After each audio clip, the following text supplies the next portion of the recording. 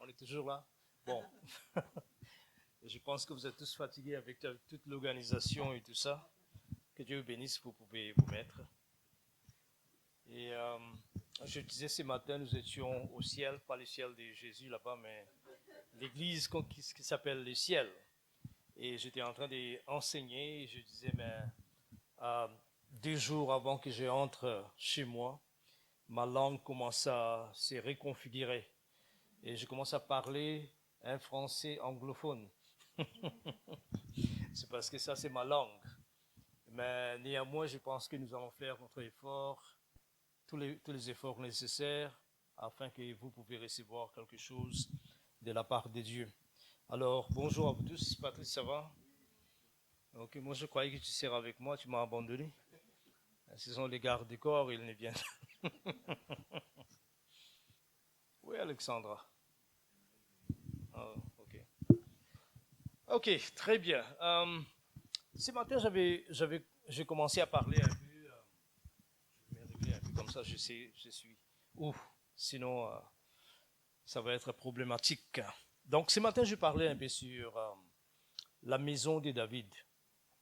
La chose intéressante avec la maison de David, en effet, ça c'est la dernière prédication que je suis en train de faire.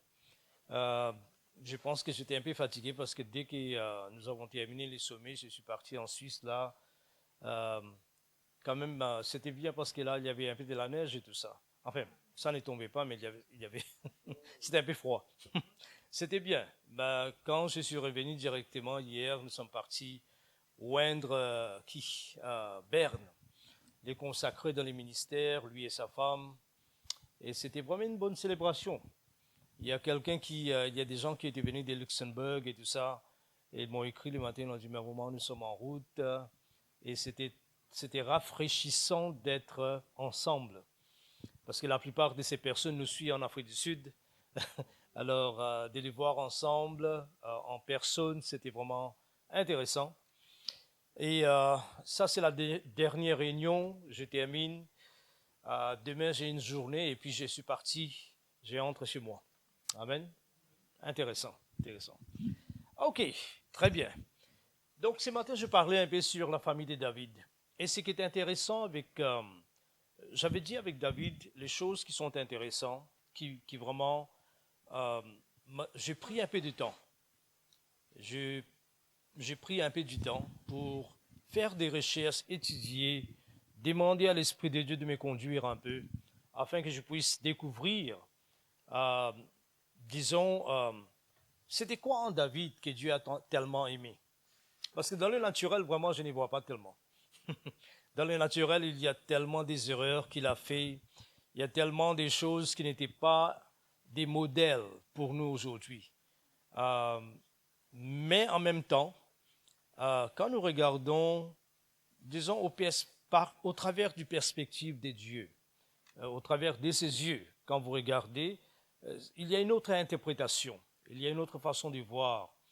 Et Dieu avait dit que j'ai trouvé un homme selon mon cœur, qui accomplira toute ma volonté. Et certainement, il disait cela, disons, euh, en face de quelque chose qu'il avait, quelqu'un qu'il avait choisi, et c'était Saül, vous connaissez très bien. Et Saül, la première mission que Dieu l'a envoyée, c'est de détruire ou combattre les Amalécites. Et lui, il est allé, il n'a pas fait exactement ce que Dieu lui a dit de faire. Il a fait autre chose. Et il a laissé les rois et beaucoup d'autres personnes là vivant, tout ça. Et c'est là que Dieu l'a rejeté. Vous vous souvenez de ça? Dieu l'a rejeté comme roi. Et il est allé choisir David. Un petit gamin là, quelqu'un vraiment des... je ne pense pas qu'il a fait l'école, il a terminé son secondaire ou son lycée, comme vous le dites. Il n'a pas fait tout ça. Mais Dieu l'a choisi. Et dès son jeune âge, Dieu commençait à l'utiliser. Et puis, à l'âge de 30 ans, il est devenu le roi de tout Israël. Et il a fait des choses. Et j'ai vu ça, je n'avais... En effet, vous savez quoi? Il y a des années que je suis en train de servir le Seigneur. Il y a des églises, beaucoup d'églises, comme vous les connaissez. que j'ai planté, j'étais missionnaire, nous avons fait ceci, cela. C'est comme si on a vécu 5 vies dans une vie. C'était comme ça. C'est comme si j'ai réfléchi et dit, mais vraiment, est-ce que nous avons fait tout ce parcours? Aujourd'hui, nous avons des fils partout. Là, j'étais assis, quelqu'un des RDC, mais Lubumbashi. Toi, tu es de Kinshasa, toi? Les Kinois. Des Lubumbashi. Alors, il est en train de dire, ben, vous m'avez envoyé, c'est le pasteur David. Il a une très belle église. Et il me dit, mais vous avez envoyé un lien, mais il semble que le lien ne fonctionne pas. Donc, c'est vraiment intéressant que Dieu nous a connectés avec tant de gens. Parfois, dans une journée, je parle avec 10 pays différents, avec 10 problèmes différents. Et j'ai dit, mais vraiment, est-ce que nous faisons ces choses? Et je pense que nous réalisons que vraiment, nous sommes rien. Quand ces choses passent, je dis, mais Dieu doit avoir une certaine qualité de faire des choses comme ça. Et puis là, s'il dit, mais voyons un peu qu'est-ce qu'il va faire, celui-là.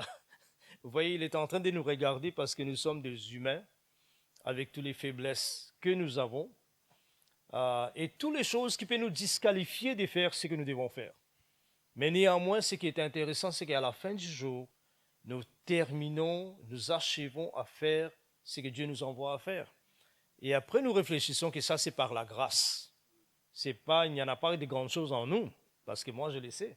Je disais avec un groupe de pasteurs, je disais, mais si je devrais choisir, disons, moi, j'étais Dieu. Ok, il saurait c'était là. Et si je devrais choisir, je n'allais jamais choisir moi-même. Donc, vous voyez, quand vous disqualifiez vous-même, vous avez un problème. Ok, alors, les choses que je vis en David, c'est extraordinaire. Premièrement, il avait le désir de bâtir une maison pour Dieu, c'est-à-dire un temple. Mais Dieu lui a dit, au travers d'un prophète Nathan, il a dit, dis à David que ce n'est pas toi qui vas me bâtir une maison, mais moi je te bâtirai une maison. Et la chose intéressante dans ce verset, c'est que là, on peut dire, on est en train de jouer avec, c'est un jeu de mots. Vous voyez, parce que quand Dieu a dit, quand David a dit, il allait bâtir une maison pour Dieu, il parlait d'un temple, une structure physique. Mais quand Dieu, en retour, il a dit, mais ce n'est pas toi, mais c'est moi qui va te bâtir une maison. Il parlait d'une famille. C'est vraiment intéressant parce que les mots maison, en hébreu, c'est les mots baïd qui signifient famille. Ou une dynastie, une famille qui produise des rois. Et c'est extraordinaire. Alors quand nous regardons, bienvenue Bert. Tu cherches une place, tu peux prendre ma place ici. Maintenant que Dieu est loin. Ok, bienvenue. Docas, bienvenue. Alors, quand nous regardons ces choses, j'ai commencé à faire des recherches un peu sur David parce que Dieu a dit qu'il a trouvé un homme selon son cœur qui fera toute sa volonté. Et en comparaison avec certainement Saül qui a fait seulement la moitié de ce que Dieu l'avait envoyé de faire. Et quand je vis ça, j'ai dit, mais ça c'est une porte. Essayons de voir un peu qu'est-ce qu'il y a. Et je vis environ 5 ou 6 choses que David a fait qui étaient uniques à David, que personne n'a jamais fait. Par exemple, premièrement, quand il est devenu, il était oint comme roi, 3e fois, parce c'est le seul roi qui est oint 3 fois. Intéressant. Quand il était devenu roi de tout Israël, premièrement, il était oint parmi ses frères, par Samuel, deuxièmement, il était oint par son tribu, Juda, à Hébron, et troisièmement, il était oint à Hébron, mais par tout Israël. Okay? Dès qu'il devient le roi, il commence à viser quelque chose. C'est comme si il attendait ces moments. Il commence à viser cet endroit, cette colline qu'on appelle aujourd'hui Sion. N'est-ce pas? C'est d'où viennent les Américains, les zionistes et tout ça. C'est d'où vient ça. Et il a commencé à viser cet endroit parce que cet endroit était occupé presque 840 ans par les descendants de Melchisédek et qui avaient capturé ça, mais c'était des païens. Avec les temps, ils ont changé, leur croyance a disparu, leur foi en Dieu et leur connaissance de Dieu a tout disparu. Et il a regardé ça, il a dit, nous allons prendre cet endroit.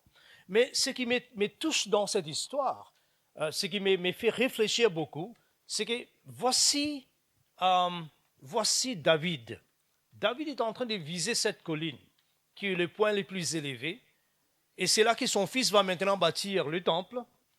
Il est en train de viser cet endroit, et puis il organise, il y avait des oppositions, et ce n'est pas ce que moi je vais parler.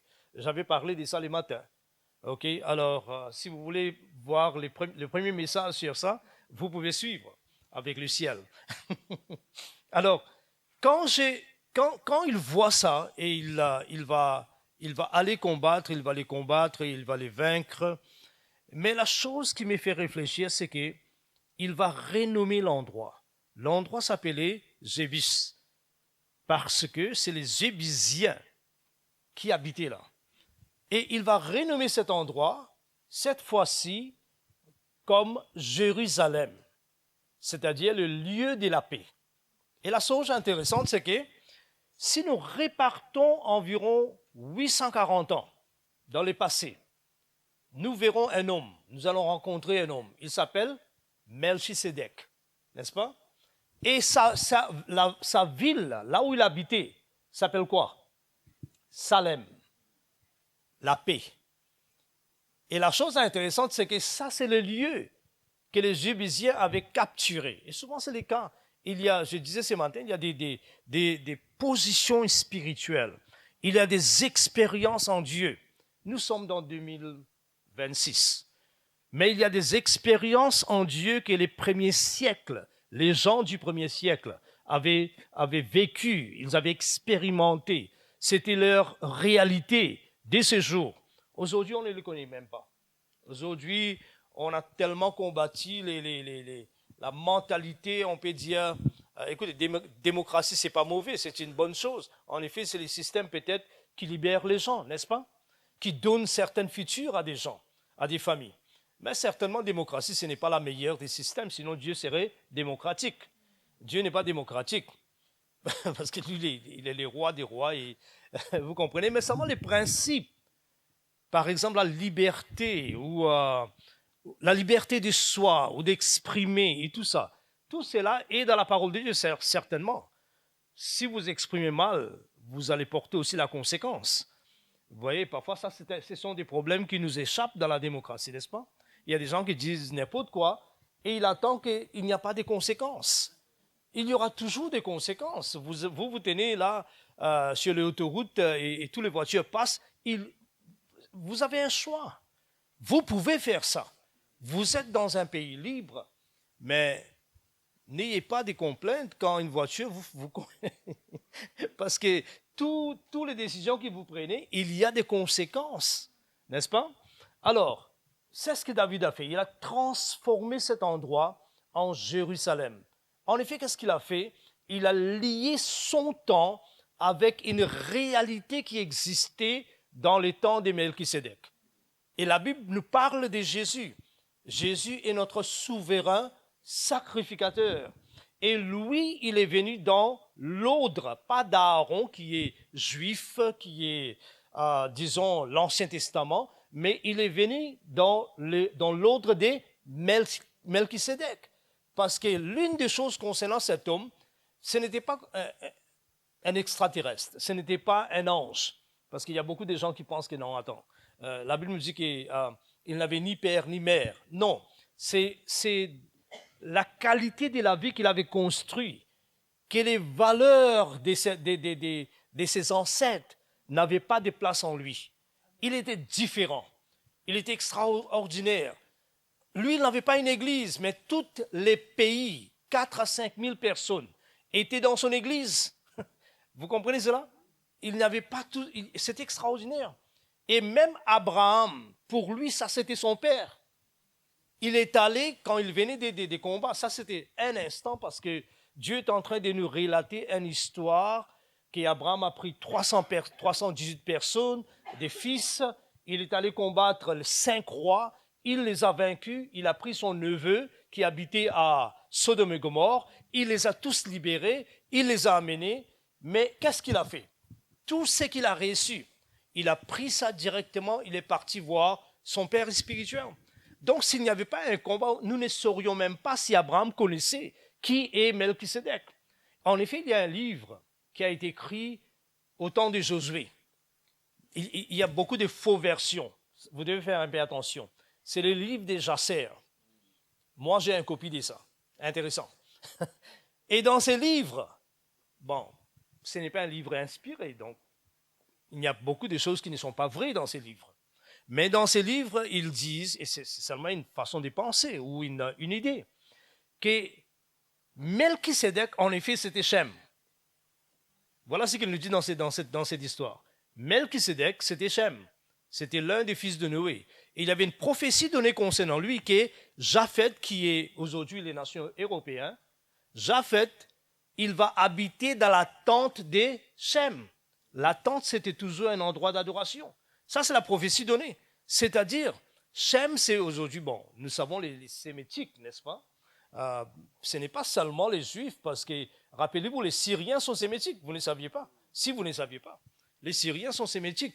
En effet, il y a un morceau sémitique en moi. Vous ne saviez pas ça. Non, c'est vrai. Parce que vous passez par les Iraniens. Les Iraniens ne sont pas des Arabes. Enfin, il y a beaucoup de mélanges dans ces jours-ci, certainement.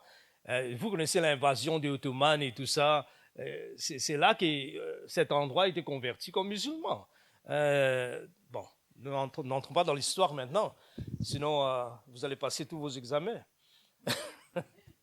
Alors, la chose intéressante, c'est que Dieu a dit que c'est lui qui va créer la tente, l'endroit consacré, la demeure de Dieu. C'est Shem. Et comme résultat, Japheth, qui est devenu maintenant ce n'est plus le cas, mais c'était la nation chrétienne. Des années et des années, nous avons reçu toutes les vérités, toutes les doctrines de l'Europe. N'est-ce pas? Tous les grands Martin Luther, Zwingli, tous les grands Jean Calvin, et oui, tous ces mondes, John Wesley, George Whitefield, toutes ces personnes étaient d'ici. Autrefois, ce n'était pas le cas, parce que Augustin, c'est un... Comment vous appelez Zinedine Zidane, vient de quel pays-là? C'est un Algérien. Et l'Église catholique était bâtie sur ces doctrines. Des Augustins, si vous ne les connaissez pas, ben, ça c'est l'histoire encore une fois.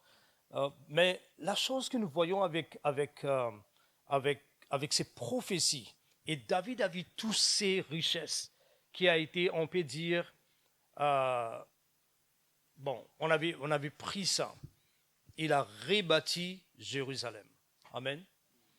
Et personne, si ce n'est que David, hein, personne n'a fait ça.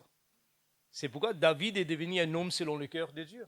Deuxièmement, qu'est-ce qu'il a fait encore? Disons d'important.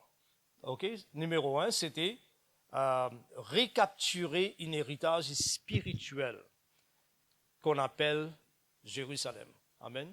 Deuxième, qu'est-ce qu'il a fait? Ça, c'était 840 ans après. Et puis deuxième, nous voyons, c'est quelqu'un qui a bâti les temples. Mais pour que vous compreniez cela, le temple elle-même, en effet, il n'a pas bâti les temples, c'est Salomon qui a fait ça, mais il a donné on peut dire, le dessin ou l'architecture, comment les temples, ou qu'est-ce que les temples devaient être.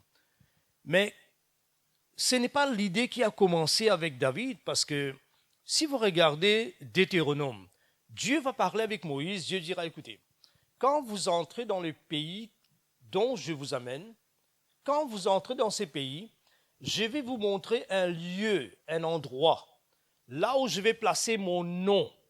C'est-à-dire, c'est un endroit qui sera connu d'être habitation du Dieu du ciel. Ok, cet endroit. Et dans cet endroit, je vais placer mon nom. Alors, c'est là que vous allez amener vos dîmes, vos offrandes, vos sacrifices, vos prières, vos adorations. C'est là que vous allez amener. C'était dit déjà dans Deutéronome. Donc, rappelez-vous qu'ils ne sont pas encore entrés dans les pays promis. C'était déjà dit. Mais quand ils sont entrés, nous avons eu des grands leaders. Par exemple, Josué. Moïse lui-même, Moïse n'est pas entré, donc nous le laissons à côté. Mais Josué, c'était un grand leader. Caleb, c'était un grand leader, et après Josué et Caleb, après la mort de ces personnes, Israël a demandé, mais qui va nous conduire? Dieu a dit, Judas va vous conduire. Donc, il avait eu des juges tels que Gédéon, Samson, Jephthé, tous ces personnages, Shamgar et tout ça, Déborah, Barak, personne n'a pensé d'un temple. Intéressant. Vous voyez, après ces temps des juges, il a eu Élie, les sacrificateurs, il y avait Samuel, les grands prophètes. Personne n'a pensé d'un temple. Un endroit là où on peut toucher et vous savez que Dieu est là. Même quand ce temple que Salomon certainement a bâti, d'après les modèles que David lui a donnés, qui a reçu de l'Esprit de Dieu. Et quand cela a été fait, la Bible nous dit que Daniel, après beaucoup d'années, il était exilé en Babylone, qui est Irak. Ok, Babylone, il était exilé là. Et la chose intéressante, c'est qu'il avait à gouverner. Il était parmi les 3 satrapes. Le mot satrape signifie président. Parmi les 3 présidents d'un empire qui avait 127 pays. Imaginez-vous, l'Inde était partie de ça. L'Inde, ce n'est pas une province, c'est un continent. Donc 127. Et Daniel et les 2 autres présidents ou satrapes conduisaient sous l'empereur toutes ces choses. Intéressant. Mais Daniel, lui, il conduisait, et c'est comme ça qu'il y avait cette guerre. Si vous lisez Daniel, vous verrez, les gens étaient jalouses, ils voulaient qu'il soit tué et tout ça.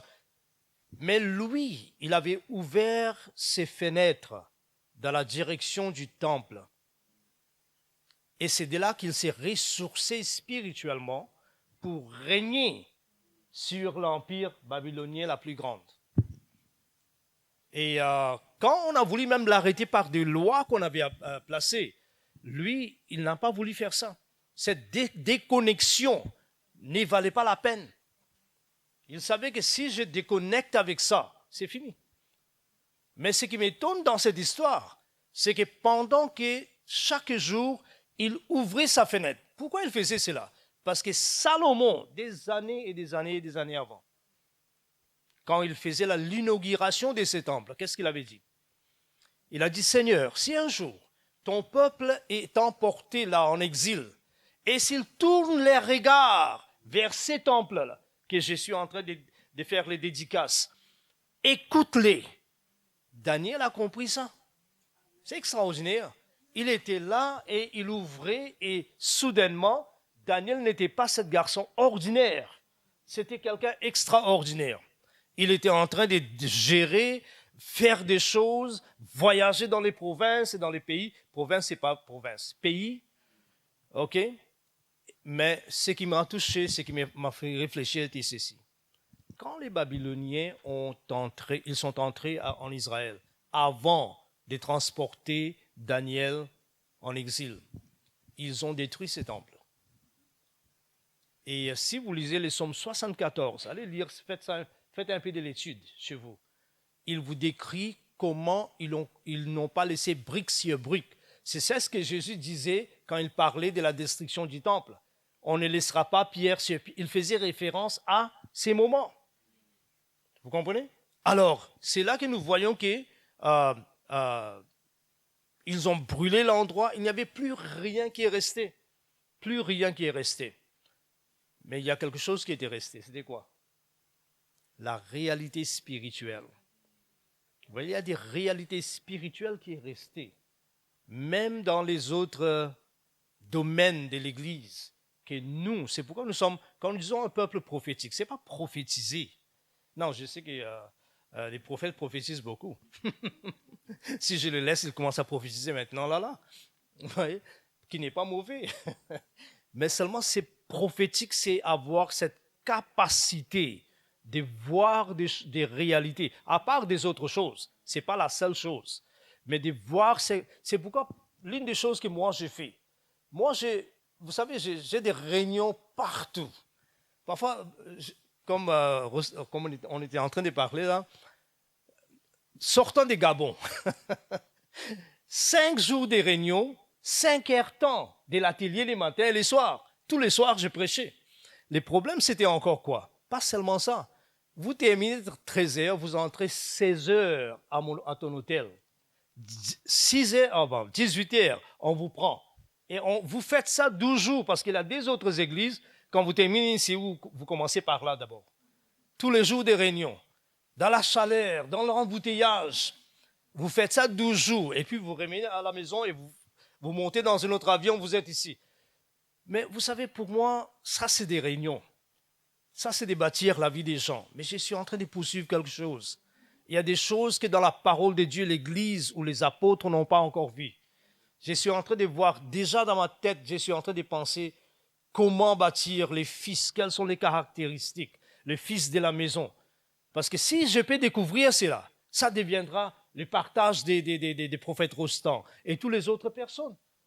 Parce que un père laisse un homme juste, la Bible nous dit, il laisse un héritage à ses enfants. Il y a quelque chose que nous devons laisser, une connaissance de Dieu que les autres générations n'ont pas eu.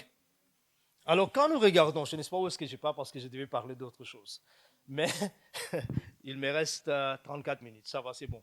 Je vais rester dans le temps. Okay? Alors David, c'était un homme extraordinaire. Et il a bâti une famille qui était extraordinaire. Donc, deuxième chose avec David, c'était quoi? C'était recevoir les desseins, le plan de Dieu pour les temples. Et ce matin, je disais quelque chose qui est important. Chacun de nous, nous avons un voyage. Chacun de nous, nous avons une destination. Destination, ce n'est pas un lieu. Vision, ce n'est pas plutôt un lieu. On peut dire, une vision, c'est devenir quelque chose. Vous comprenez cela? Parfois, quand nous pensons d'une vision, par exemple, vous avez une famille, vous devez avoir une vision de Dieu pour votre famille. C'est-à-dire, qu'est-ce que Dieu veut que vous êtes père et mère? Vous avez ces petits garçons ou petites filles. Qu'est-ce que vous devez créer? Et surtout, ne dites pas les garçons sont plus importants que les filles. S'il vous plaît. Moi, j'ai 3 filles. Vous voyez, l'une est à Dubaï, elle est en train de travailler, l'autre est, je ne sais pas, dans la cour là-bas suprême, elle est en train de faire les avocats, l'autre fait ceci, ils sont jeunes, 24 ans. Mais pour moi, quand je suis en dehors, je reçois des messages de Dieu. Père, je te manque, papa, je te manque. Et ceci, c'est là. Mais ça, c'est les relations émotionnelles. Mais à part de ça, je suis en train de bâtir quelque chose en eux. Un héritage, on est en train de les donner. Alors, il y a une vision pour la famille. Mais à part de tout ça, il y a une vision pour la maison spirituelle. Vous comprenez? Et la vision, ce n'est pas achever quelque chose souvent. Premièrement, la vision, c'est devenir quelque chose. Si vous ne devenez pas, vous avez raté. C'est comme si vous êtes entré dans la terre Canaan, mais vous avez raté les repos. N'est-ce pas, Dieu avait dit ça dans Hébreu? Il a dit, ils n'entreront pas dans mon repos. Parce que Dieu ne les amenait pas dans un pays à l'autre, tous les dieux à des pierres et des... Quelle est la différence?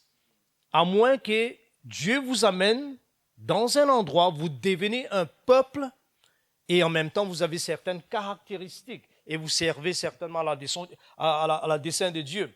Donc ça, c'est ce que David a fait. Il a bâti les temples. Troisièmement, qu'est-ce qu'il a fait?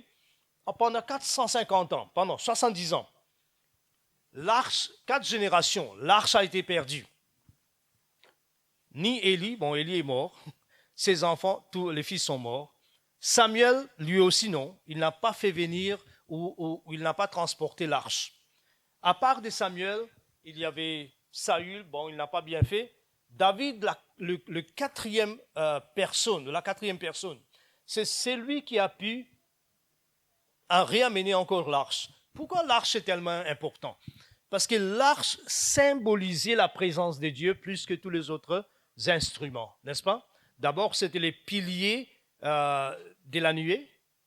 Vous voyez, la colonne de nuée, colonne de feu. Mais quand ça a disparu aux frontières des Canaan, avant qu'il entre, ça a disparu, la manne a cessé. Quand ils ont traversé le Jourdain pour entrer, il n'y avait plus ces choses. Ce qui était resté, la Bible nous dit que Dieu avait dit, dans les 3 jours qu'il préparait les peuples pour faire traverser le Jourdain pour entrer dans la terre Canaan, qu'est-ce qui s'est passé? La manne a disparu, Vous voyez, ça a tombé pendant 40 ans. Tout à coup, il n'y avait plus de la manne. Il n'y avait plus de colonne de feu, il ne savait plus où aller. Et qu'est-ce qui s'est passé? Voilà ce que Dieu a dit. Dieu a dit, va dire au peuple, prépare-les pendant 3 jours. Dis-les que désormais, quand vous verrez l'arche sur l'épaule des Lévites, vous allez les suivre. Créez une distance de 500 mètres entre vous et eux. Ne devenez pas familiers. Vous savez, parfois on devient familier, on commence à perdre respect, n'est-ce pas? Vous voyez, et ça, il ne faut pas faire.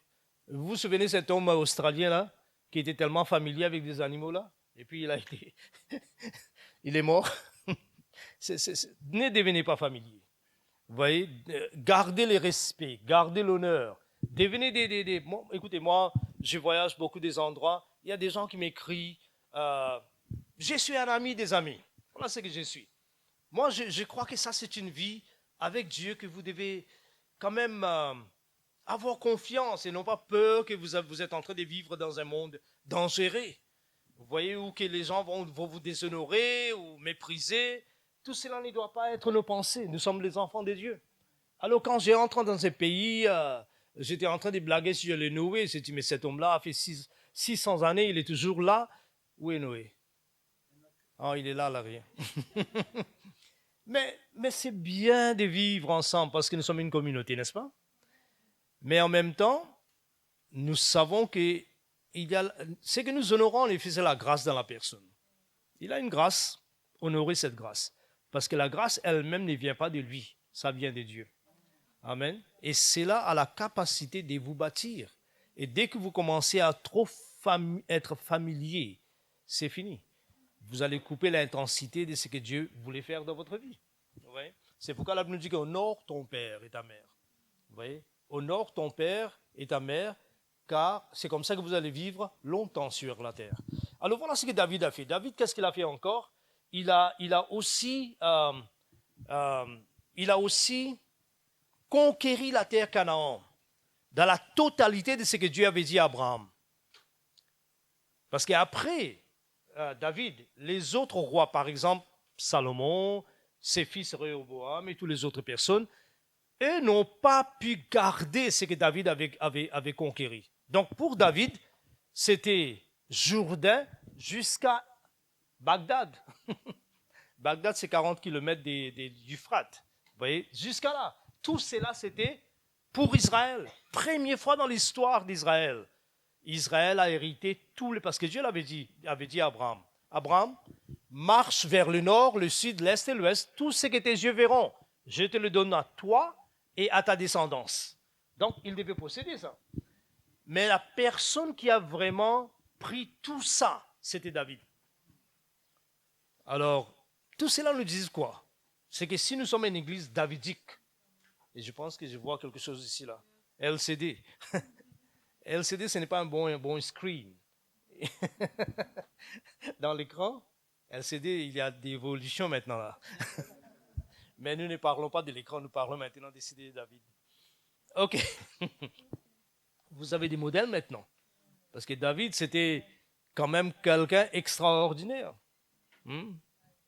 Quelqu'un extraordinaire, je pense que, comme je disais, malgré toutes ses erreurs, c'est quelqu'un, nous devons étudier, nous devons voir sa vie. Alors, David a conquéri tout. C'est pourquoi l'Église d'aujourd'hui, nous étions en train de parler il y a 20 d'années sur la génération de Josué. Tout le monde était excité avec des louanges, nous allons conquérir, prendre possession de tout l'héritage. Mais je pense qu'aujourd'hui, c'est l'heure. Parce que nous voyons plus aujourd'hui qu'on n'a jamais vu dans le passé. Nous voyons au travers de l'Écriture. Ça, ce n'est pas seulement l'Église. Là, nous sommes en train de parler de vivre dans un environnement apostolique, très, très différent. Un environnement apostolique. Alors, David a conquéri tout ça. Et qu'est-ce qu'il a fait encore? Vous savez, quand je regarde David, la Bible nous dit que, dans l'histoire, dans Chronique, David a fait telle et telle et telle et telle chose. Toute son histoire. Dès que la Bible nous dit que David est mort, le chapitre qui suit commence avec « Voici les guerriers de David ». Mais attends. David est mort. Pourquoi tu parles de ces guerriers maintenant? Pourquoi tu n'as pas parlé avant? Parce que Dieu voulait dire que David, tout ce qu'il a accompli, il n'a pas accompli sans ces personnes. Vous voyez, alors quelles sont des églises que nous sommes en train de créer? Vous savez, il y a des églises, moi j'ai prêché dans des églises de 7000 personnes. Leur protocole était 5 fois ou 10 fois plus grand que cette église. Leur service protocole, tous leurs uniformes. Vous voyez, 300 quelques protocoles. Vous voyez, quand vous passez comme ça pour entrer, ils font la ligne là des côtés là, parce que vous allez marcher quand même une distance d'arriver là-bas. L'église est grande. Vous voyez, c'est un terrain de foot. Mais vous savez, je n'ai pas vu des guerriers. Vous voyez, j'ai vu de la foule. Mais la foule, c'est toute une autre chose. Et je pense que je parlais un peu dans notre célébration. Mentalité de la foule. Nous devons être délivrés de ça. Et Jésus n'a jamais aimé cette mentalité. Il a guéri les gens, oui. C'est la foule qui a reçu tous les bénéfices. Mais il disait aux disciples qu'il vous a été donné de connaître les mystères du royaume. Ce n'est pas à eux. À eux, cela ne leur a pas été donné. Vous voyez? Donc, nous ne voulons pas être de ces gens qui sont bénis dans cette vie sur la terre, mais qui n'ont aucune part dans l'avancement et le développement des plans et des desseins de Dieu, soit pour la terre et au-delà. Nous n'avons rien à faire. Nous ne voulons pas. Nous voulons plutôt être dans, s'il faut, jamais recevoir un miracle. Ah, ça va. Mais nous voulons être partie de ce mouvement.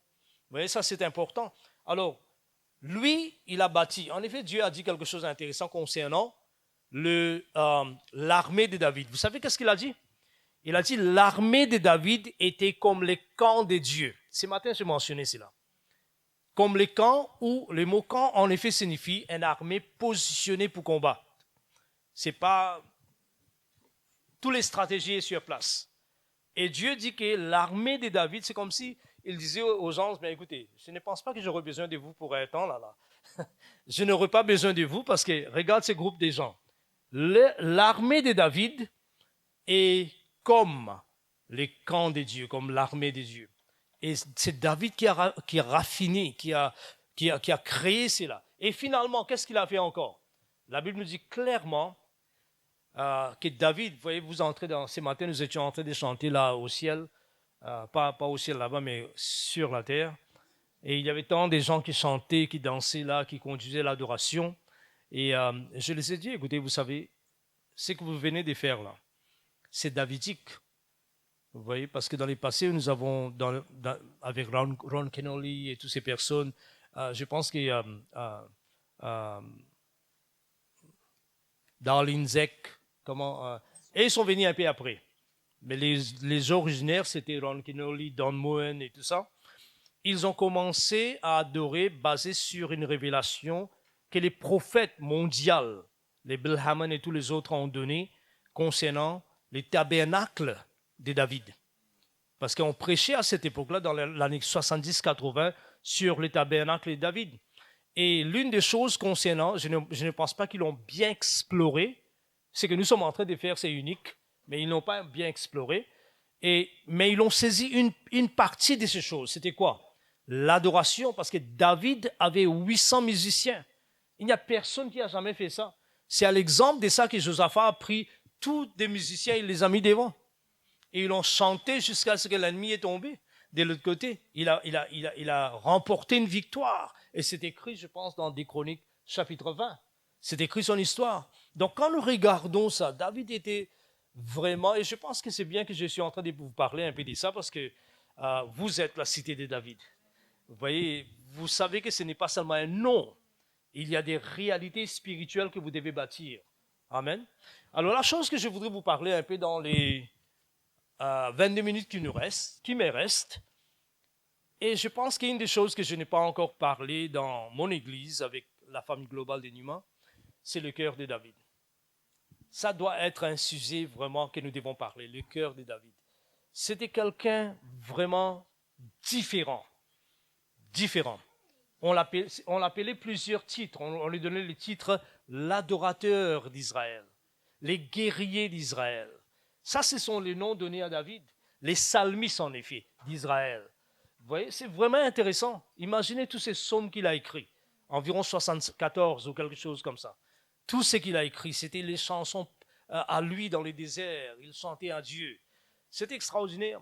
C'est ce qui m'a donné beaucoup. Moi, l'une des choses que je fais, même dans mes adorations personnelles à la maison. Quand je me réveille, je mets mon histoire là, je chante et j'adore. C'est tout cela au travers des années maintenant. Mais j'ai appris ça de ces personnes. Amen. C'était extraordinaire. Alors aujourd'hui, je voudrais vous amener quelques moments qui nous restent à voir un peu comment il a saisi la pensée de Dieu pour les temples. Amen. Rappelez-vous les temples, la réalité de ces temples est là aujourd'hui. OK? Je pense que parfois nous devons comprendre, il y avait une conférence, une dédicace d'un bâtiment à Kinshasa l'année dernière. J'étais là parce que je suis le père d'Élisabeth qui est la femme de l'évêque qui avait beaucoup d'églises. Le mari est mort, maintenant c'est elle qui conduit tout. Elle a plus de 70 ans, mais moi je suis son père. Alors, en août, je serai là encore, en octobre. Parce qu'à à partir de ces conférences, célébrations, nous avons vu qu'il y avait tellement de pasteurs qui sont venus. Ces pasteurs commençaient à demander à Elisabeth, mais est-ce qu'on ne peut pas faire ça chaque année? C'est comme ça que ça va suivre en octobre. Alors, quand j'étais là, j'étais en train de parler un peu de cette réalité spirituelle. Vous voyez, temple détruit, mais il y a quelque chose qui est en train de ressourcer Daniel.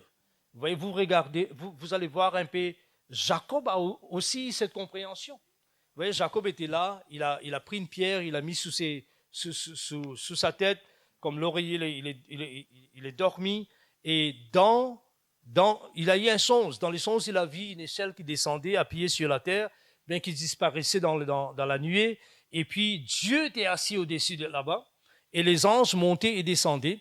Et quand il s'est réveillé, il a dit plusieurs choses. Mais il a dit, Dieu est là et moi je ne savais pas. Et la chose que nous devons voir aussi, c'est qu'il a dit, c'est ici la maison de Dieu. Amen. Intéressant. Alors, si vous êtes là, vous dites, c'est ici la maison de Dieu. Hein? Maison, doit être quelque chose de visible, quelque chose dans lequel quelqu'un peut habiter. Soi-disant, dans ces cas-là, c'est Dieu. Parce que le mot, c'est Bethel, qui est fait Bet et El Elohim. Bet, c'est maison en hébreu. Alors, la maison de Dieu. Mais il n'y a pas de maison. Il n'y a rien. C'est la brousse.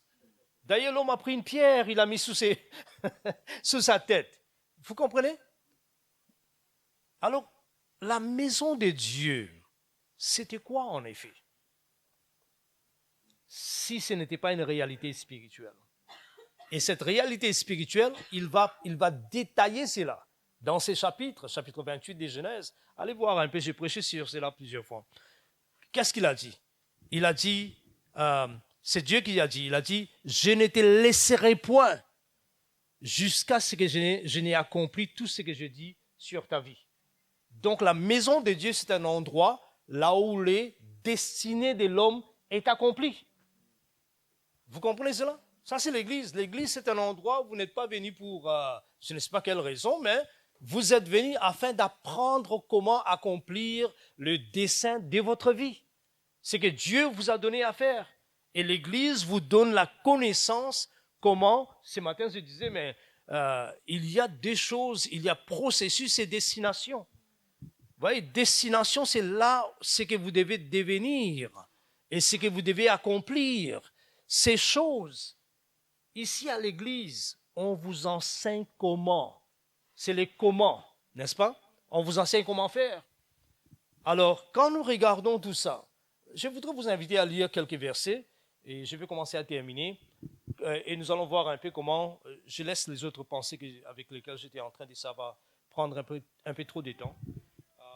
Je pense que la prochaine fois, je viendrai pour 5 heures temps de l'enseignement. Alors, on commence le matin, on termine, boum, l'après-midi. OK, alors, 2 Samuel 7, verset 1. Je vais vous donner quelques principes des temples. Et le désir de mon cœur aussi, c'est que dans notre famille, qui comprend RBN, ok, vous aussi, comprend RBN, dans nos familles, nous bâtissons une église, là où même demain, si vous ne réunissez pas ici, c'est l'idéal, le désir de mon cœur. Quelqu'un entre ici. Soudainement, il y aura une conscience de Dieu. Mais vous n'êtes plus ici. Vous êtes partis. Ça fait 2 ans.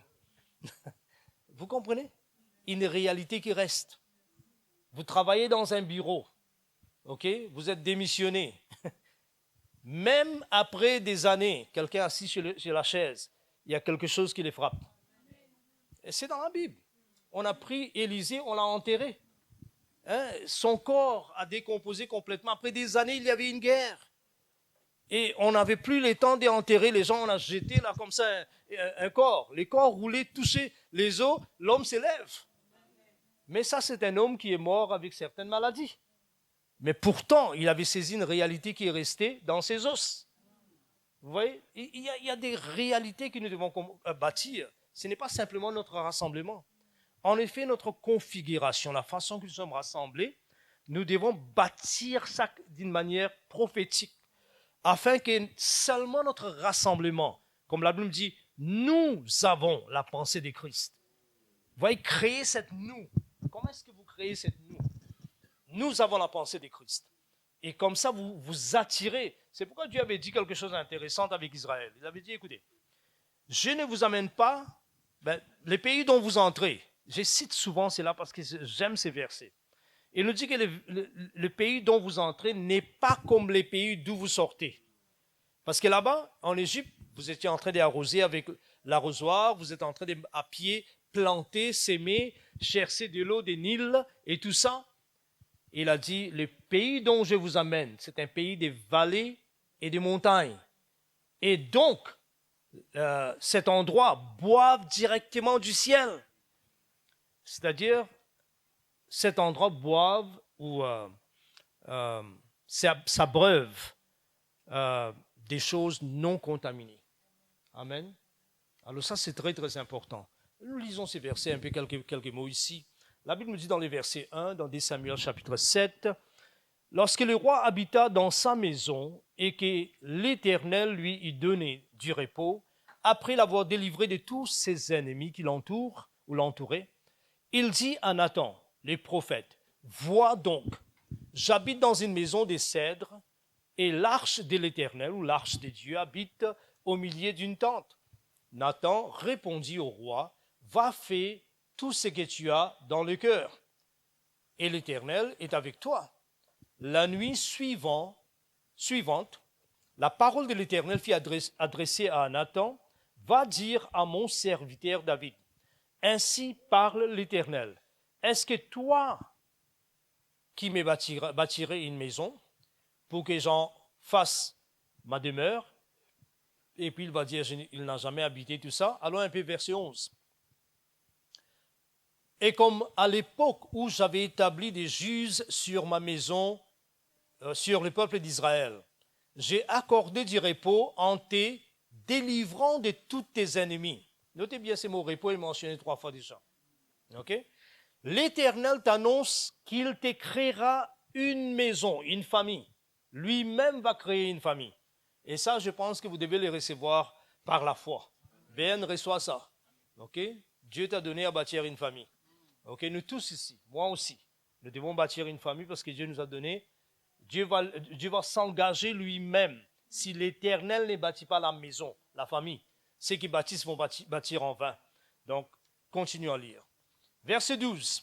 « Quand tes jours seront accomplis et que tu seras couché avec tes pères, j'enlèverai ta postérité ou ta descendance après toi, c'est lui qui sortira de tes entrailles et j'affermirai son règne. Ce sera lui qui bâtira une maison à mon nom et j'affermirai pour toujours le trône de son royaume. Je serai pour lui un père et il sera pour moi un fils. S'il fait mal, je les châtierai de la verge en qualité des hommes. » Amen. Il y a quelques points que je voudrais mentionner avant de terminer. Écoutez, ce n'est pas important que nous prêchions toutes choses. On dit simplement quelque chose que l'Esprit de Dieu voulait que vous pouvez entendre, n'est-ce pas? Ce n'est pas important de terminer une prédication parce que moi, je ne termine jamais mes enseignements. Alors, ce n'est pas important. La première chose que nous voyons, c'est quoi? Notez bien dans ces versets, qu'est-ce qu'il nous dit? Le roi habita dans sa maison. Avant, ce n'était pas le cas. La première pas dans bâtir les temples, c'est que chacun de nous devons trouver notre maison. Amen. Notre famille, pas la famille d'autrui, notre famille. Et quand nous avons trouvé notre famille, nous avons fait les premiers pas à bâtir cette réalité spirituelle qu'on appelle le temple, la présence de Dieu. Okay? Alors la première chose, c'est quoi? C'est qu'il habita dans sa maison. Ça, c'est vraiment quelque chose qui est important parce qu'en effet, l'expression hébreu nous dit qu'il habita dans sa propre maison. Alors nous tous, nous devons trouver notre propre maison. Dans ces cas-là, notre église locale. Okay? Notre propre maison. Alors, ça c'est la première chose. Et ce qui est important, trouver notre propre maison nous parle aussi de la permanence. C'est pas, écoutez, je suis là. Ma maison est à Robindale, Winston, Avenue, Johannesburg, Johannesburg, Randburg. C'est là que j'habite. Dans ma ville qui est une ville annexée avec Johannesburg parce que Johannesburg est tellement grand. Il y a 7-8 villes qui sont connectées et tout est appelé Johannesburg. La nôtre a environ 3 millions de gens. C'est très grand. Ok, très très grand. Vous pouvez sortir, si vous devez marcher, vous allez faire des heures et des heures et des heures pour arriver à l'autre coin de cette même ville. Ok, et souvent des fois c'est résidence, beaucoup là-bas. Alors moi j'ai ma maison là-bas. Peu importe où est-ce que j'aille, où est-ce que je pars, quelle est la grandeur des conférences, qu'est-ce que je fais, je dois revenir chez moi. Et dès que j'entre chez moi, j'ai mon chaise préférée. Les soirs, je sais quelle heure j'entre dans ma chambre. J'ai tout qui est, mon bureau est là, tout est là. Je sais quelle heure je commence à recevoir des téléphones venant de 15 pays. je dois soulever tel problème. Là, je pars avec certaines, tous les rendez-vous. Téléphonez-moi les jeudis. Nous allons parler le vendredi. Tout, je dois faire ça. Ce n'est pas les repos. Il n'y a pas de repos pour les méchants. There is no rest for the wicked. C'est ce qu'en anglais nous disent. Alors, je devrais être un méchant. Et je n'ai pas de repos. Alors, quand j'entre, ça c'est ma maison. Et même si je reste là, je travaille, je suis en paix. Vous comprenez, je suis en paix. Je suis tranquille parce que je gère ma vie. Je n'ai pas un patron humain. Mon patron, mon boss, c'est Dieu lui-même. Okay? Quand il parle, il n'est pas celui qui est micromanaging. Micromanagement, il donne tous les détails, assieds-toi ici, non, attention, il faut ça soit comme ça. Non, il n'est pas comme ça. Lui, il vous donne, allez débrouiller, soyez créatifs, devenez un fils de Dieu, parce que c'est par là que vous apprenez à gérer la vie. Hein? Ok? C'est intéressant. Alors, pour moi, c'est ça. Donc, nous devons comprendre que nous devons tous nous trouver notre endroit, là où nous sommes à l'aise, là où nous sommes plantés, nous avons la paix, nous avons relation. Ça, c'est la première chose que David a fait. Deuxièmement, la Bible nous dit que comme David commençait à habiter dans sa propre maison, notez bien, et que l'Éternel lui y donnait quoi? Les repos, après avoir délivré de tous ses ennemis. C'est là qu'il a eu la pensée de bâtir le temple. Vous voyez, la pensée même, la clarté, la compréhension de bâtir ce que Dieu veut. Ça, c'est fait dans une position, dans une certaine disposition du cœur. Vous ne pouvez pas être affolé. C'est pourquoi il y a beaucoup de gens qui veulent bâtir des ministères. Moi, je me souviens, je ne dirai pas son nom, mais notre ancien leader, il m'a dit un jour, il m'a dit, Sourès, ne bâtis pas les ministères, bâtis les royaumes. Vous voyez? Nous avons des noms extraordinaires, nous avons la cité de David, nous avons Numa Global Family, nous avons Pélicos, ça ce sont des noms et ce n'est pas même la priorité des dieux. Mes excuses pour ça. Ce n'est pas la priorité des dieux. Vous voyez? Jésus a bien dit, écoutez, si l'œil a des problèmes, arrachez ça. Ça, c'est votre église locale. Si les bras font des problèmes, coupez ça. Vaut mieux entrer dans l'éternité manchot que d'entrer avec 2 mains dans l'enfer. Vous voyez? Et là, je ne diminue pas la valeur de ce que nous faisons parce que nous devons commencer quelque part, n'est-ce pas? Nous devons bâtir quelque part et les gens sont bâtis. Ça, c'est très bien. Mais la chose dans laquelle Dieu a investi, c'est le corps global, c'est le royaume de Dieu. Vous comprenez cela? Ça, c'est très important. Et c'est pourquoi quelqu'un qui est simple croyant, il est dans un bureau là où il représente l'image de Dieu, il est en train d'impacter, est aussi important. Parce que moi, comme étant un serviteur de Dieu, Rostan les prophètes et toutes ces personnes que nous sommes, nous n'avons pas l'accès à ces personnes. Vous voyez, son église est là-bas. Parce qu'il est en train de représenter Dieu dans son travail. C'est pourquoi le royaume est tellement grand. Jésus a dit, vous êtes la lumière du monde, pas la lumière de l'église. L'église, c'est un endroit là où vous ressourcez pour développer afin d'être la lumière là-bas. Vous voyez? C'est pourquoi nous ne voulons pas négliger l'importance de se réunir ensemble. Mais la plupart de nous, l'endroit où nous bâtissons le royaume de Dieu, c'est là-bas, ce n'est pas ici. Seulement quelques-uns qui sont responsables de l'église et tout ça, oui. Ouais, nous devons développer ces choses parce que l'église n'a pas fait ça. Pour beaucoup de gens, dès que vous entrez, vous êtes intercesseur. Dès que vous entrez, vous êtes ceci, vous êtes cela. Tout le monde est en train. À la fin du jour, après vous dites, mais vraiment, l'offrande, il n'y a pas de l'offrande.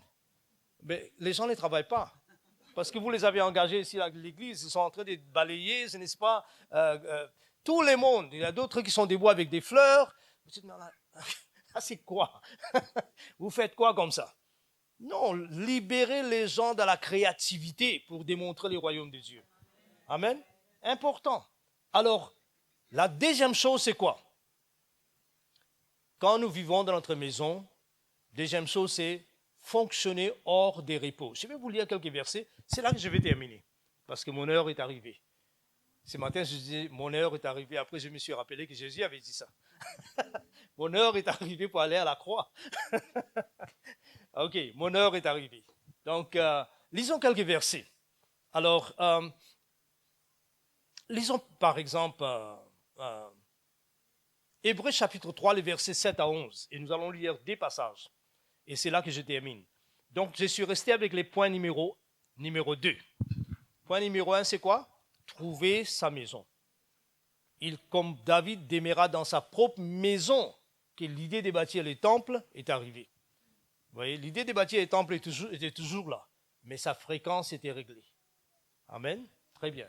Hébreux chapitre 3, le verset 7, il nous dit, c'est pourquoi, selon ce que dit le Saint-Esprit, aujourd'hui, si vous entendez sa voix, n'endurcissez pas vos cœurs, comme lors de la révolte ou rébellion, le jour de la tentation dans le désert, où vos pères m'ont tenté pour m'éprouver. Ça, c'est vraiment terrible parce que c'est Dieu qui devrait nous éprouver. Ok, nous sommes en train d'éprouver Dieu. Voilà les problèmes qu'il y a ici. Et ils virent mes œuvres pendant 40 ans. Aussi, je fus irrité contre cette génération. J'ai dit, ils ont toujours un cœur qui s'égare. Donc, c'est comme si, je ne sais pas qu'est-ce qu'on appelle ça en français, mais parfois, il y a des voitures qui ont besoin de mettre les roues au point. Hein? Équilibrage, ouais. C'est comme si votre roue est passée. Dès que vous laissez le volant, la voiture part de l'autre côté. Ça, c'est le problème. Ils n'ont pas connu mes voies. Parce que Dieu voulait que tous ces gens deviennent ses fils. Parce qu'un fils va connaître la voix de son père. Mais ici, ils n'ont pas connu ma voix. J'ai juré dans ma colère, ils n'entreront pas dans mon repos. Quelle est la destination? Pas Canaan, repos. Repos, c'est un endroit là où vous pouvez faire confiance à Dieu. Vous pouvez reposer un restant. Tu peux être sûr que comme les temps passent, Dieu va bâtir Airbnb. Qui est celui qui bâtit Airbnb? Toi ou Dieu? Ça, c'est la question. Oui, parce que parfois, nous sommes tellement, on se donne tellement, on force Dieu. On force la main de Dieu. Là, je ne parle pas de toi, certainement. Ça, c'est un bon fils. Amen. Hein? Mais nous devons travailler hors des repos. C'était la discussion entre Jésus et les Juifs, n'est-ce pas? Qu'est-ce que les Juifs disaient? Les Juifs parlaient de Jésus contre Jésus parce qu'il faisait des travaux dans les jours du sabbat. Sabbat, c'était les repos. Donc, sabbat a commencé parce que Dieu a fait créer le monde en 6 jours. Le 7e jour, il n'y avait plus rien à faire, le monde était parfait. Dieu s'est reculé comme il est invisible. Personne n'a jamais vu Dieu. C'est ce qu'il est écrit dans Jean. Personne n'a jamais vu Dieu. Mais Dieu avait un système de se manifester. La Bible nous dit que personne n'a jamais vu Dieu, si ce n'est que le Fils qu'il a révélé. Le Fils, dans ce cas, c'était Jésus, n'est-ce pas? Mais si nous allons au commencement, le Fils, c'était qui? C'était Adam. Parce qu'Adam est créé à son image. Dieu était son Père. C'est ce qu'il nous dit dans Luc, chapitre 2, verset 37. Vous voyez? Dieu était son Père. Dieu n'avait pas créé des esclaves, comme l'islam nous dit. Nous sommes tous des esclaves ou des serviteurs. Non, non, Dieu avait créé un Fils. C'est pourquoi l'homme est créé. Personne n'est ni c'est là, que nous sommes créés à l'image de Dieu. Certainement, aujourd'hui, toutes les images que vous voyez manifester n'est pas nécessairement Dieu. Mais c'est comme ça que Dieu a créé. Et quand quand Dieu s'est reculé, vous savez, chaque fois qu'il y a une représentation, Dieu se cache. C'est pourquoi Jésus disait que ceux qui adorent Dieu doivent adorer en quoi? En esprit, car Dieu est esprit. Invisible, ça c'est sa nature. Quand il manifeste au travers de ce que nous appelons théophanie, des formes. Vous voyez, des formes. Mais généralement, Dieu, pas généralement, mais en vérité, Dieu ne peut pas se faire voir. Alors, mon monde te dit que je suis arrivé à la fin de mon message. J'arrête de prêcher, tu as assez parlé. Amen. Ça, c'est mon monde, c'est pas moi.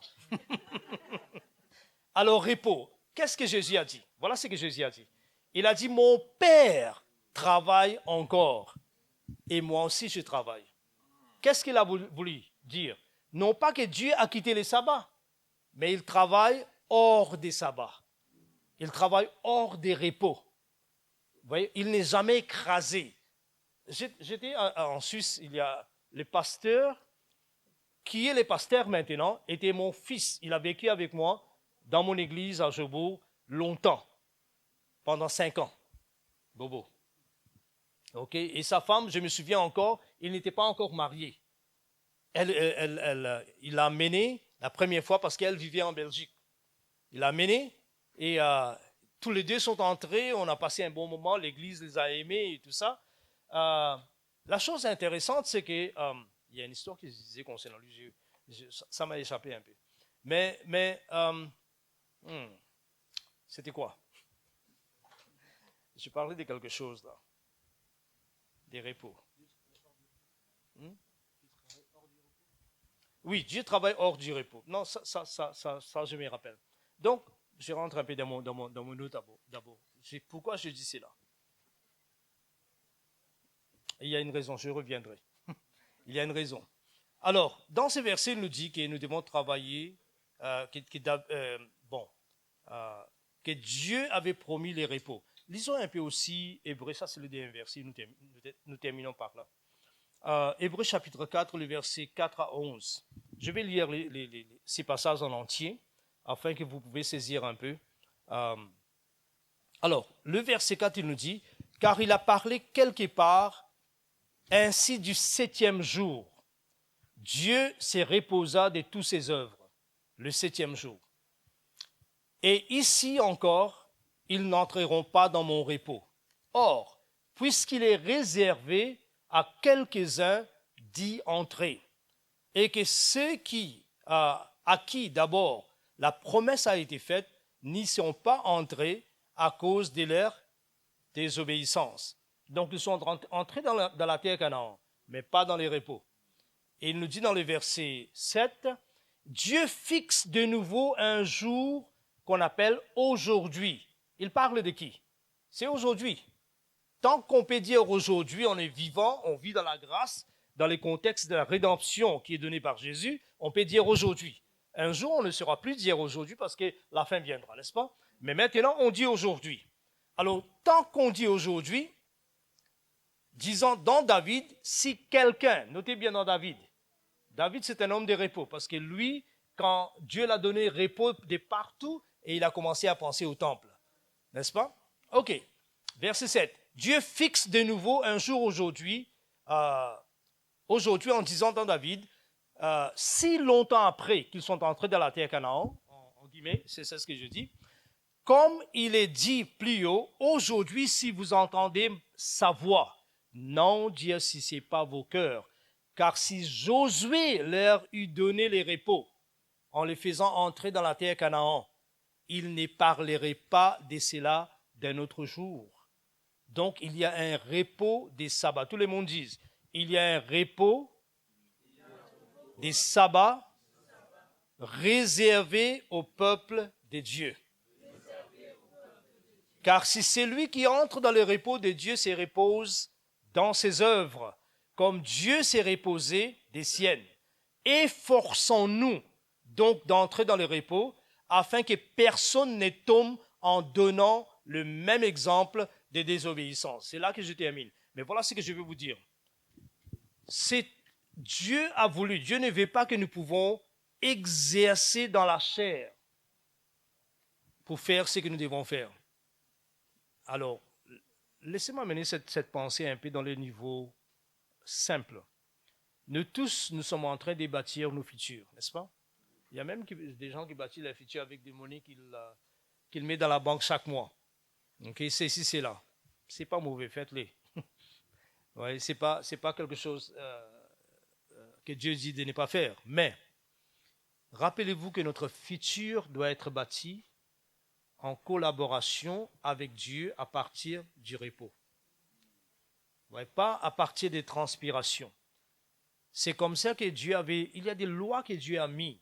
C'est comme s'il continue à répéter. Continue à répéter. C'est Jésus qui dort dans la barque pendant qu'il y a une tempête. Vous comprenez? Vous pouvez avoir une tempête de votre vie, mais vous pouvez aussi choisir de dormir. Vous voyez? Vous pouvez travailler des repos. C'est pourquoi Jésus a dit, mon Père travaille jusqu'à présent, ne soyez pas n'interprétez pas cela comme si Dieu est entré dans les sabbats. Et puis, il ne travaille plus. Il travaille hors des sabbats, hors des repos. Repos dans le cœur. Et ça, ce sont des choses qui sont importantes quand nous bâtissons les temples. Parce que les côtés négatifs de ça, c'est que nous commençons à bâtir des choses par la transpiration. Par exemple, j'ai parlé des sacrificateurs. Quand un souverain sacrificateur entrait dans les lieux saints, ou dans les lieux très saints une fois par an, la première partie du vêtement qu'il habillait avec, c'était les fins lins. Les fins lins avaient un but pour ça. Avant de se mettre les gros histoires, la toge là, avant de porter ça, il y avait les fins lins. Les fins lins, c'était toute transpiration était absorbée par ça. Parce que Dieu ne voulait pas que son sacrificateur qui les représente entre à l'intérieur avec transpiration. Transpiration, généralement, c'est quand le corps fait des efforts, la chair. Le royaume de Dieu ne peut pas être bâti parce que vous avez regardé quelqu'un qui fait une évangélisation, il a 20 000 personnes là-bas, vous dites, moi, je voudrais devenir ça. Non, vous ne pouvez pas faire ça. Quand j'étais à l'école biblique, très longtemps, à l'école biblique, nous avions fait comment dirais-je, une recherche. C'était notre but de faire une recherche. Et nous avons découvert que 84% des églises est bâties parce que les pasteurs ou les leaders ont regardé un autre ministère quelque part et il a dit, moi je vais faire un comme ça ici. Imitation. Et j'ai refusé depuis ce temps-là d'imiter qui que ce soit. Dieu les a bénis, que Dieu les bénisse. Vous voyez, il fonctionne comme ça, gloire à Dieu. Ce n'est pas important que moi j'ai fait ça. Nous devons faire et être ce que Dieu veut que nous soyons. Amen. Alors ça, c'est les deux principes que je laissais avec vous de David. Premier, c'est quoi? Commencer à vivre dans sa maison. Amen. Quand il a commencé à vivre dans sa propre maison, que ce lieu devient votre propre maison, ou là d'où vous êtes, devient votre propre maison. Et deuxièmement, nous devons fonctionner hors des repos. Sinon, vous n'êtes pas cité de David. Ouais, David a bâti des histoires, mes chers amis. Nous devons s'asseoir à côté de David. Oublions cette histoire de ce que tu as tué quelqu'un. Bon, ça c'est entre toi et Dieu maintenant. Là. Il va te punir, toi. Entre toi et Dieu. Mais nous, toi et moi, parlons un peu d'autre chose.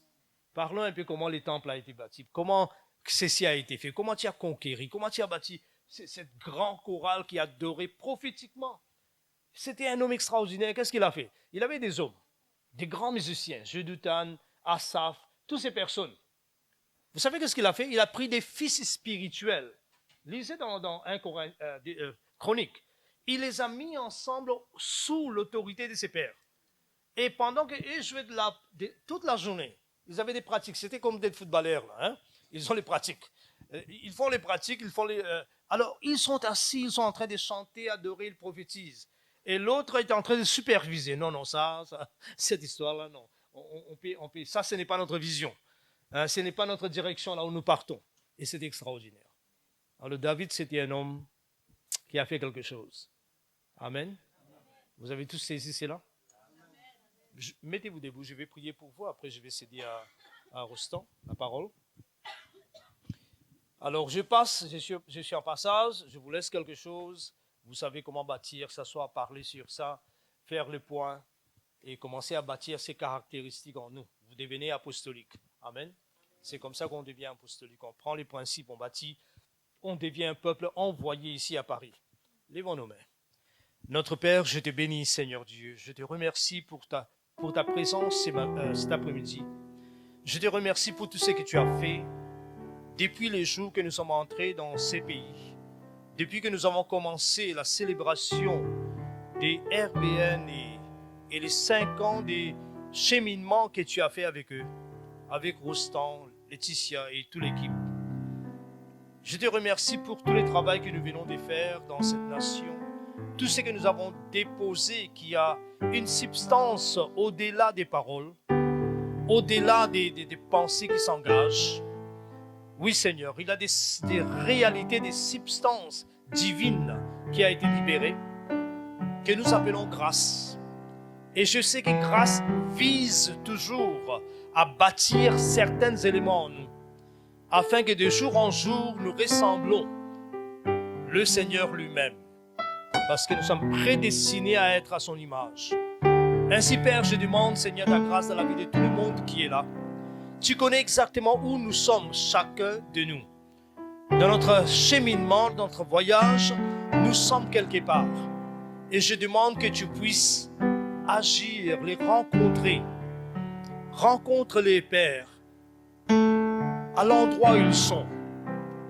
Là où ils sont, dans leur cœur, dans leurs relations, dans leur vie, dans leur transformation. Je demande que tu puisses les rencontrer, Seigneur. Qu'ensemble, tu puisses cheminer avec eux, marcher avec eux, afin de bâtir cette réalité, cette déposée que tu vas laisser dans leur cœur, dans leur vie, dans leur famille, parmi leurs enfants. Je demande, Seigneur, que ces réalités soient capturées dans le cœur de chaque personne. Qu'on ne puisse pas agir à la légère, mais que nous pouvons s'enfoncer, pénétrer, saisir la parole, croire. Et comme souvent je dis, Seigneur, que nous devons croire quand personne ne croit pas. Nous devons nous soumettre quand personne ne va nous soumettre. Nous voulons, Seigneur, faire ta volonté quand personne ne voudrait ni connaître ta volonté. Père Saint, je te remercie. Je demande ta grâce dans la vie de chaque personne. Seigneur, que chaque personne puisse arriver à ce moment, cet endroit, cette conviction, que ça c'est ma maison. Et que c'est là que nous allons vivre en alliance, dans l'amour pour les uns les autres, d'être unis ensemble. Que nos perspectives deviendront une perspective. Que nos visions, nos futurs vont se mélanger ensemble pour devenir quelque chose de beau, quelque chose de merveilleux, quelque chose qui est belle, une belle vision, une future attirant, une future qui satisfait notre âme parce que nous avons achevé quelque chose de beauté. Oui, Père Saint, je demande ta grâce sur cette église, mais au-delà de cette église sur RBN. Et je demande que tu puisses bénir Rostand et Laetitia. Je sais qu'ils ont sacrifié beaucoup.